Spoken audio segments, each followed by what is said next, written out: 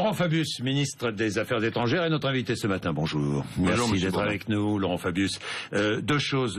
Je vais revenir évidemment, et vous allez revenir sur cette rencontre entre Sergueï Lavrov, le ministre russe des Affaires étrangères, John Kerry et vous, à Paris aujourd'hui. Mais première question, est-il vrai que vous allez recevoir, que François Hollande va recevoir à Paris vendredi, le nouveau président ukrainien par intérim ? C'est pas encore confirmé. En revanche, ce qui est confirmé, c'est que je recevrai juste après notre émission le ministre des Affaires étrangères ukrainien, qui est là, que nous avons des contacts, bien sûr, aussi bien avec le nouveau président qu'avec M. Yatcheniouk, le Premier ministre. La question de savoir s'ils vont venir à Paris... Il paraît qu'ils viennent vendredi, c'est vrai, c'est ce qui se dit à Kiev. Oui, mais il faut que ce soit confirmé. En tout cas, vous souhaitez qu'ils viennent à Paris, premier déplacement. Vous marqueriez le coup avec le président de la République. Déjà aujourd'hui, si je peux dire, parce que aujourd'hui... Mais vendredi, ça peut se faire. Oui, ça peut se faire. Aujourd'hui... Je sais que vous ne voulez pas trop en parler. Je parle des choses quand on en est certain. Je pense que c'est une bonne règle. Mais aujourd'hui, nous avons à Paris à peu près tout le monde, puisqu'il y a une grande conférence sur le Liban. Alors on va parler du Liban pour essayer d'aider le Liban, qui petit à petit sort de sa crise, espérons-le. Mais on profite de ce que tous nos grands collègues sont là, pour évidemment traiter aussi la question ukrainienne. Donc je vais voir le ministre des Affaires étrangères, je vais voir aussi bien sûr M. Kerry, M. Lavrov, enfin tout le monde. Et on va voir dans la journée si on peut, je n'en sais rien, avancer pour trouver une formule de dialogue, parce que c'est ça qui est nécessaire. Alors est-ce que ce matin, une solution diplomatique est en vue ? On y travaille. On y a travaillé déjà hier soir, on va y travailler ce matin. La position de la France, qui est partagée par l'Allemagne et par d'autres, c'est d'une part d'être très ferme vis-à-vis de M. Poutine et de la Russie, et d'autre part d'aller vers le dialogue, parce que la bonne solution, elle est politique, elle n'est pas militaire. Et donc, on essaie... Il n'y a aucune solution militaire, que les choses soient claires. Non, il n'y en a pas. On ne va pas déclarer la guerre aux Russes. Bon. Mais ce qu'ils font n'est pas acceptable. C'est l'invasion d'un pays par un autre. Bon.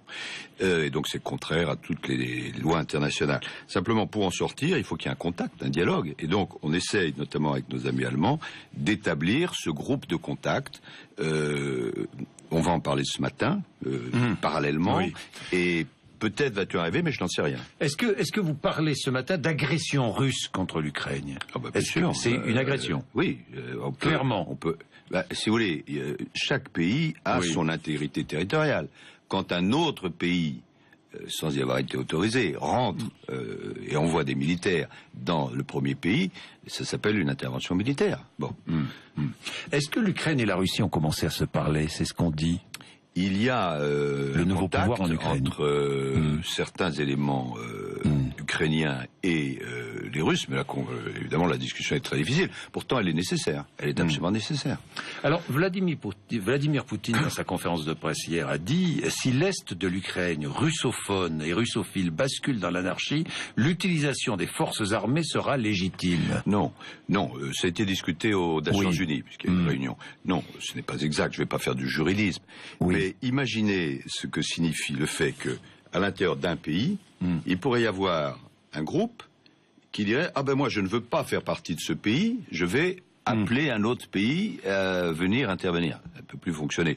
D'autant qu'en l'occurrence, pour avoir vécu tout ça, le nouveau pouvoir en Ukraine, il est légitime, il a été désigné par le Parlement. Moi, j'ai discuté avec M. Yanukovych.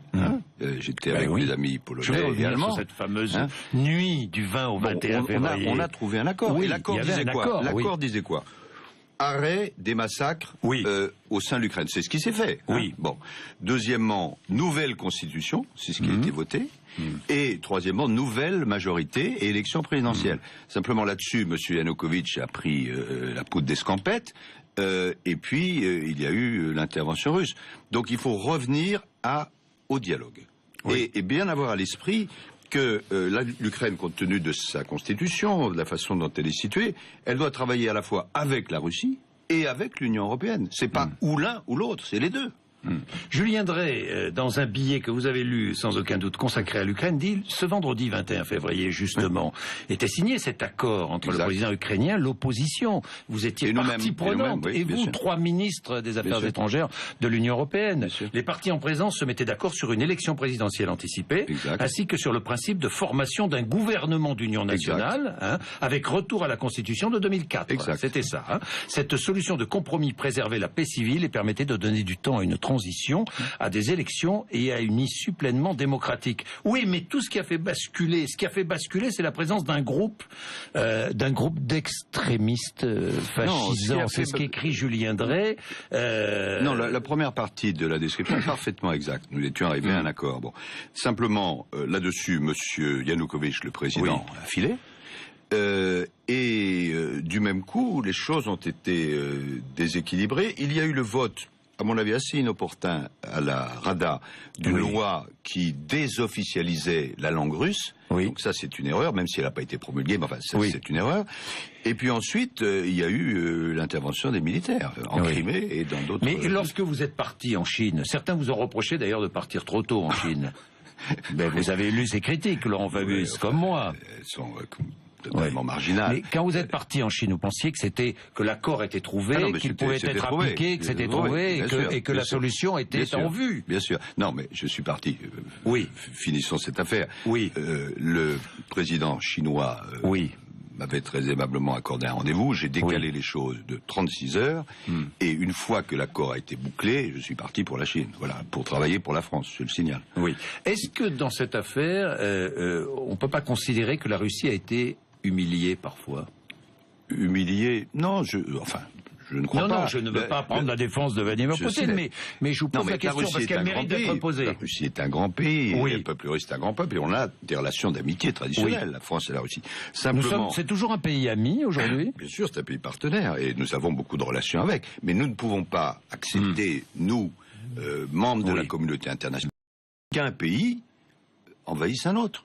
Voilà, c'est, je dirais, aussi simple que cela. Et donc, comme nous ne voulons pas nous arrêter à cela, nous disons, essayons de rétablir les voies du dialogue, mais attention, demain, il y a un Conseil européen spécial, des sanctions peuvent être votées demain s'il n'y a pas une désescalade. Et donc j'attends, j'espère, de la Russie aujourd'hui qu'elle nous dise il y a une voie de dialogue, et c'est ce que nous proposons avec les Allemands, un groupe de contact avec les différents pays concernés. Oui, mais en Russie, on vous répond, oui, mais regardez, les États-Unis ont bien envahi l'Irak.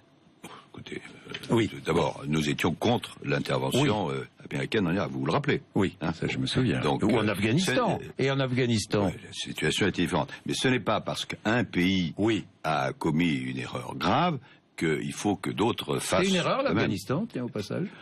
C'est très compliqué. Non, je crois que l'Afghanistan, il fallait réagir à la destruction des tours. Bon, mais après, l'intervention a dévié. C'est la raison pour laquelle nous-mêmes, au début du gouvernement de François Hollande, nous avons retiré nos troupes. Alors, les sanctions. Vous aviez parlé de sanctions, vous aviez fixé un ultimatum à demain jeudi.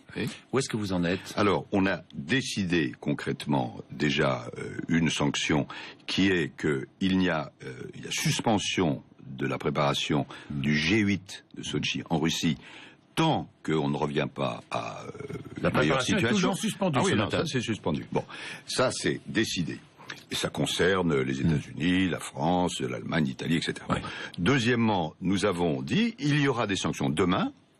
Ça concerne les visas, ça concerne les discussions économiques, ça peut concerner aussi les avoirs d'un certain nombre d'oligarques.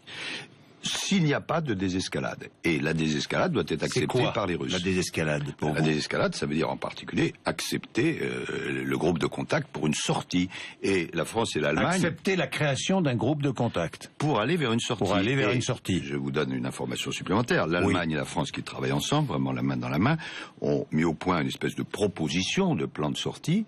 Et on va voir si il est accepté qu'il soit discuté. Et qu'est-ce qu'il y a dans ce plan de sortie? Ce plan, ça revient d'ailleurs sur certains éléments de l'accord du 21 février, c'est-à-dire un gouvernement d'union, c'est-à-dire évidemment le fait que les Russes se retireraient, le fait que s'il y a des milices extrémistes, elles seraient dissoutes, et le fait que la Constitution de 2004 s'applique et qu'on aille vers une élection présidentielle. C'est très simple, c'est la reprise de beaucoup des éléments du plan du 21 février. Mais pour aller vers ce dialogue que tout le monde souhaite, en tout cas de notre côté, il faut être plusieurs. Est-il vrai que les Britanniques refusent des sanctions économiques?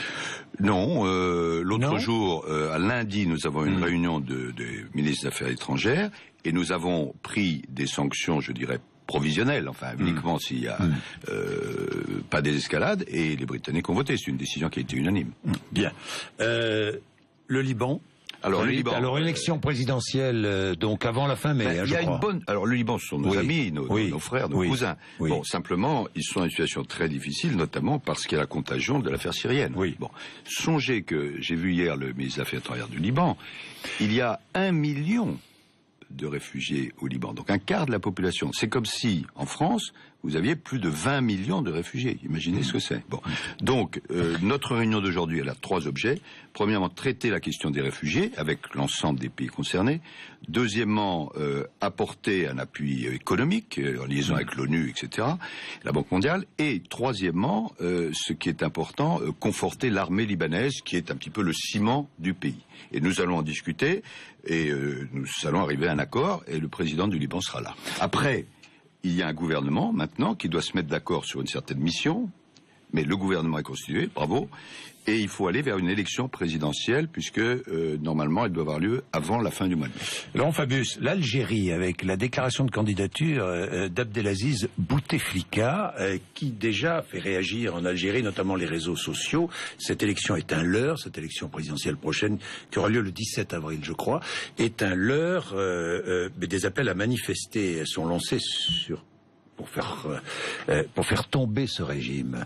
Oui, cette candidature, vous n'allez pas en dire un mot, j'imagine. Écoutez, vous avez fait la question et la réponse. Oui, alors maintenant, l'Algérie se dirige librement. Le président Bouteflika, que nous connaissons soigné très combien bien. De temps 80 jours en France. Hein. S'il a souhaité être candidat, il sera candidat. Et puis voilà, nous n'avons pas d'autres commentaires à faire. Le seul commentaire que je me permettrai de faire, c'est que nos relations avec l'Algérie sont excellentes. Est-ce que l'Algérie va rembourser sa dette, d'ailleurs? La dette... Quelle dette? À nos hôpitaux publics. Ah oui, il y a des éléments dont on discute. Bon, et on souhaite que, évidemment, les contentieux possibles soient résorbés. Mais sur les questions fondamentales, c'est-à-dire les échanges économiques, la question de la sécurité, sur le problème de la Libye, le problème du Mali, vraiment nos relations, et sur le plan politique en général, nos relations sont excellentes. Gouvernement resserré en France, c'est indispensable. Bon, je serais, comme on dit, comme une carpe. Non, vous ne serez pas une carpe. Vous avez noté que cela dépend du président de la République. Bon, voilà. Ça je l'avais noté. Vous êtes un bon observateur. Non, mais ça c'est certain. Gouvernement resserré, c'est ce que dit le Premier ministre. Là, vous êtes d'accord avec lui, c'est nécessaire? Oui, je pense que c'est souhaitable. Mais 16 à 18 ministres. C'est ce que ont beaucoup de nos voisins. Bon, alors voilà, je pense que s'il y a et quand il y aura un nouveau gouvernement, vous avez l'expérience. Oui, je pense que il faut travailler avec de grandes fonctions. Bon, alors évidemment, ça demande pour autant que les problèmes précis soient suivis. Mais je pense que surtout dans les périodes difficiles comme aujourd'hui, notamment à Bercy. Oui, moi j'ai dirigé Bercy il y a longtemps. C'est un ministère difficile, hein. Et si on ajoute à la difficulté du travail la difficulté d'organisation, ça fait beaucoup. Donc moi je suis plutôt, je le dis dès le début d'ailleurs, pour une fonction économique d'ensemble. Et s'il y a un jour un remaniement, je pense que si on regarde la structure, ce serait mieux d'avoir une fonction globale. Il est souhaitable, compte tenu du climat politique actuel, entre les municipales et les européennes, ce remaniement?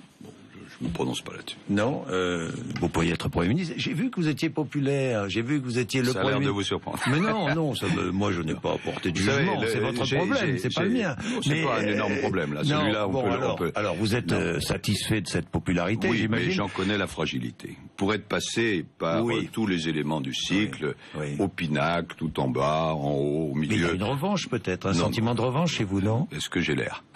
Non, je vous dis ça parce que je sais que vous avez beaucoup souffert de l'affaire du sang contaminé, Laurent Fabius, et donc ce serait aussi l'occasion de revenir au premier plan et d'être... Écoutez, là, je suis désolé d'être au second plan.